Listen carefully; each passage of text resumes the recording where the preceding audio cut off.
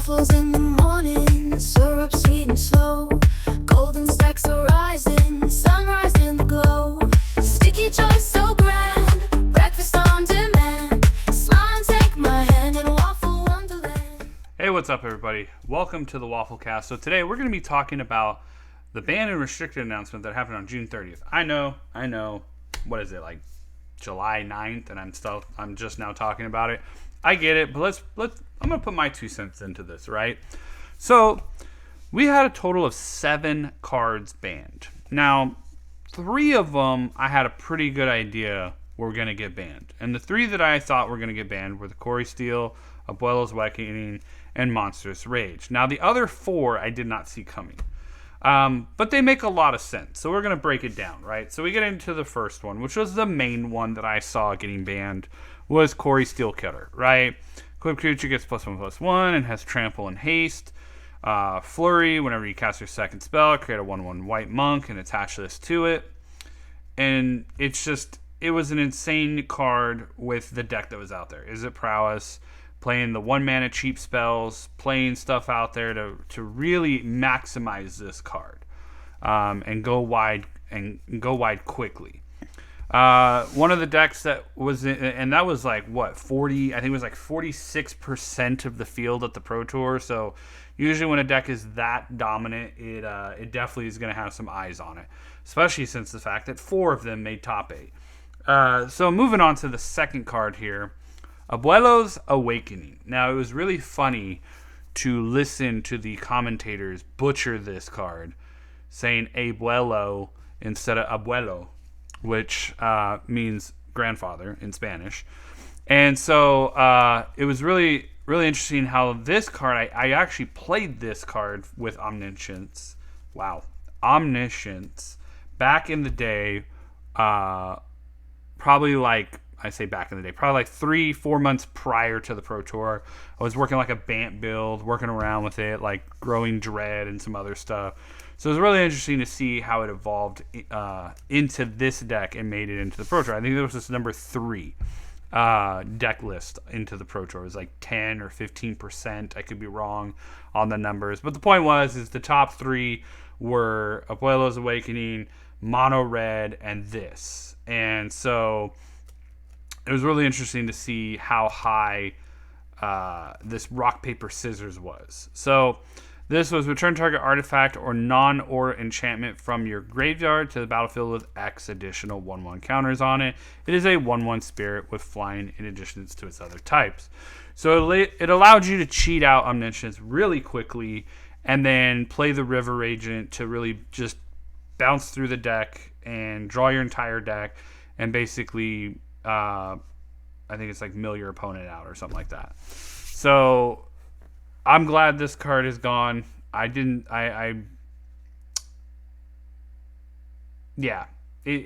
definitely is going to create. So the biggest reason why this card's gone, and a lot of people will be like, but it's a combo. It doesn't always work. Yeah, but the thing is it's a very consistent combo, and the decks like Corey Steel Cutter, Monstrous Rage, and a lot of those, they got under the deck quickly, but any other fair deck would lose to this thing on turn 4, turn 5 pretty consistently. And they didn't want Standard to become like Modern. So if you look at, and this is a whole nother video I can talk about, but real quick, if you look at Modern, Pioneer, and Standard, that's the new Legacy Extended Standard setup for you old school players of the tournament realm. They want Modern to be the new Legacy. They want it to be fast action, lots of cheating things in, lots of weird wacky combos and other things to keep the flavor there, because they can print a lot of stuff in Modern that they can't print for Legacy.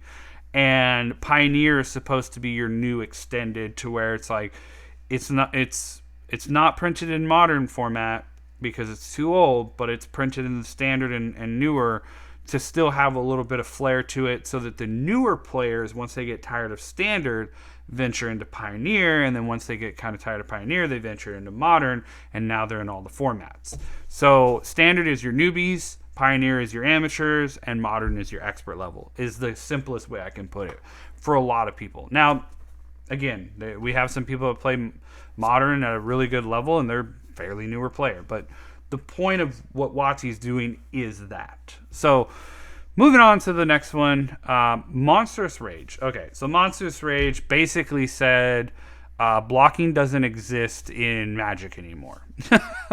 It literally gave every creature the ability to just trample.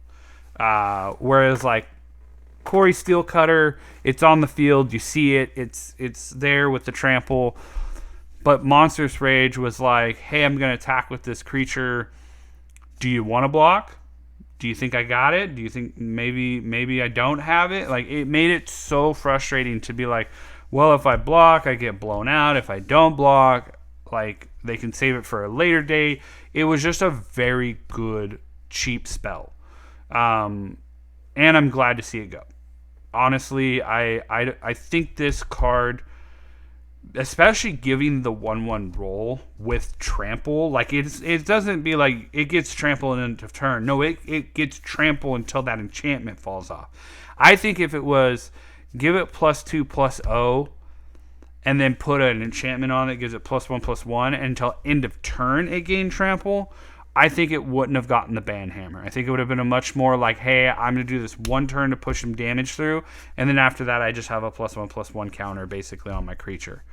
I think it should have just given trample until end of turn. And even then, it still would have been really good. But I think it having the enchantment that gave it the trample as a static and just always there, rough. The next one, Hardfire Hero. So they really tried to burn red down, but I see a lot of it on ladder still. So Hardfire Hero basically was one of those like, hey, it gets bigger over time, and eventually when it dies, you're literally looking at a ticking time bomb on the field, and when it dies, it's going to dome you in the face for X amount of damage. I don't think Heartfire Hero was the appropriate card to take out of the red shell. I think they should have gotten rid of Manifold Mouse, because you have Emberheart Challenger, you have Heartfire Hero, you have a bunch of mice that you can target with the Manifold Mouse, and I think Manifold Mouse is just better than Heartfire Hero in the long run of things. So, I mean, that's just my opinion. I think Manifold Mouse should have been banned, but they instead got rid of Hero, which I get the concept and what they're explaining with it, but I just don't think, I think you should replace that with Manifold and not Heartfire. So, Up the Beanstalk finally got the Banhammer. I really didn't have a problem with Up the Beanstalk. I think the problem lies in with WotC's card engineering. So the reason why I say that is because you have a thing that rewards you for playing something with mana value 5 or greater to draw a card.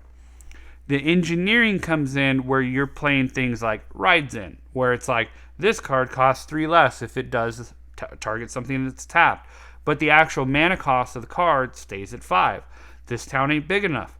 Costs less if you target something your opponent controls and something you control. So it still has a converted mana cost of 5, but only costs 2. This is the problem with Up the Beanstalk. Up the Beanstalk itself is a problematic card. It's the cards that it plays with that make it a problematic card. And one of the cards that we're going to talk about is, we already talked about is banned as well, but it's like, if they didn't have the Overlords with Impending and them costing 5 or more to cast normally, and you impend it for cheaper and you draw a card, if you didn't have the cost reduction cards that still had converted mana cost 5, things like that, this card would never have been an issue. Never would have been even talked about. It's the cards that were engineered around it that made this card shine.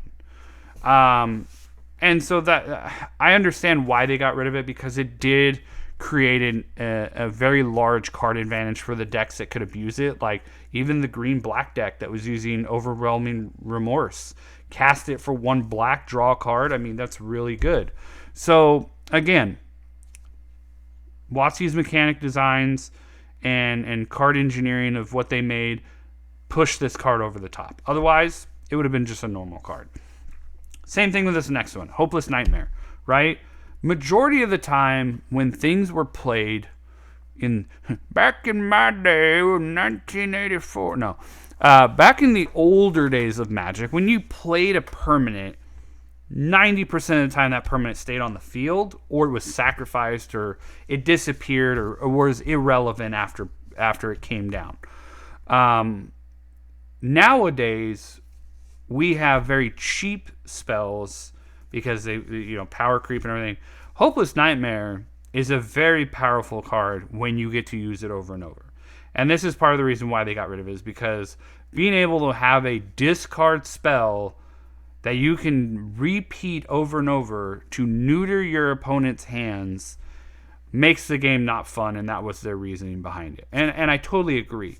Again, this is all the card engineering. You have This Town Ain't Big Enough. You have Esper Pixie. You have all of these things that bounce permanents, Fear of Isolation, that bounce these permanents back to the hand to reuse them, and it only costs 1 mana to play. Now I get it. Duress, Thoughtseize, Inquisition, all 1 mana discard spells. But guess what? They're sorceries. Once they're used, it's a use and burn. It's done. This is a permanent. It's an enchantment, which you can bargain off for bargain costs. You can sacrifice it. You can pump things because of it being an enchantment. All of these different things. And it has a thing where you can sacrifice it to scry 2. So for 1 mana, you get this thing that makes your opponent discard card lose 2 life. If it somehow gets removed from the field into the battlefield or into the graveyard, scry 2. So there's literally no downside to this card. No downside at all. And that was one of the reasons why they got rid of it, is because it is a very good card that makes the game not fun, and there's no drawback. So I understand with these last 4 what their reasoning were and why they did what they did, to kind of free up the metagame in a sense, because if you look at a lot of the decks, they played all these cards. Like going into This Town Ain't Big Enough, right? This card heavily used with Storm Chaser's talent, Hopeless Nightmare, you name it, it was there. Up the Beanstalk played it. The Thunder Trap Trainer combo deck with the Enduring Vitality. All of these different decks played This Town Ain't Big Enough. And again, the spell costs 3 less if it targets a permanent you control. 90% of the time back in the day, you didn't want to bounce your permanents, because it was a war on who had more creatures, more permanents, things in play to win the game. Now it was like, hey, I'm going to bounce this 1-cost spell and replay it, because this is literally not going to be detrimental at all to me, because I want to bounce this permanent. I want to gain more effects from this permanent. Paying 3 less, now I have extra mana to play it again. And then, I'm going to activate this and get it back. And it created a loop with Storm Chaser's talent. It caused a lot of people literally sitting there like this while they watched their opponent just goldfish their entire turn, and they did nothing. So another card that was engineered improperly, in my opinion. It should have never had the 3 less on there to cast. It should have just been maybe even like a 3 mana blue, like 4 mana costed, return up to 2 non-land permanents to their owner's hand. Or even for 5 mana, make it sorcery speed or something along those lines. I don't know. Again, I feel like it was just power crept too high, and that was the issue with it. So moving forward, it's going to be interesting. I have seen a lot of mono black coming back, a lot of what was the other one? Mono red is still prevalent. It didn't kill off mono red too much. Black green is back, and I think there was one other color pair that we saw before, and I can't remember off the top of my head, but a lot of older decks are returning back to the fray as blue-black mid-range. So a lot of these decks that got pushed to tier 2 because of Izzet Prowess, Domain Overlords, a lot of stuff like that are starting to rise back up to the top. And now we're starting to see maybe some people go, well, let's see if we can find the new deck to break the format again, to push these back down or to compete again or whatever. I did make a fun little Ugin Ultima deck that I've been playing on ladder that's been kind of fun. It basically, it's a colorless deck that plays for fun. But anyways, that's my take on the stuff for standard with the bannings. I mean, they did do like an alchemy ban. Nobody plays alchemy or historic or pioneer best of one on MTG Arena. Nobody cares about those. So the big news was standard, and I think this really is going to shake up the metagame, really shake up the format to hopefully reduce a lot of stagnicity that was in the format. It was really boring to play because you played one of the 3 decks: mono red, Is It Prowess, or Omniscience. So with that, I'm gonna let you guys go.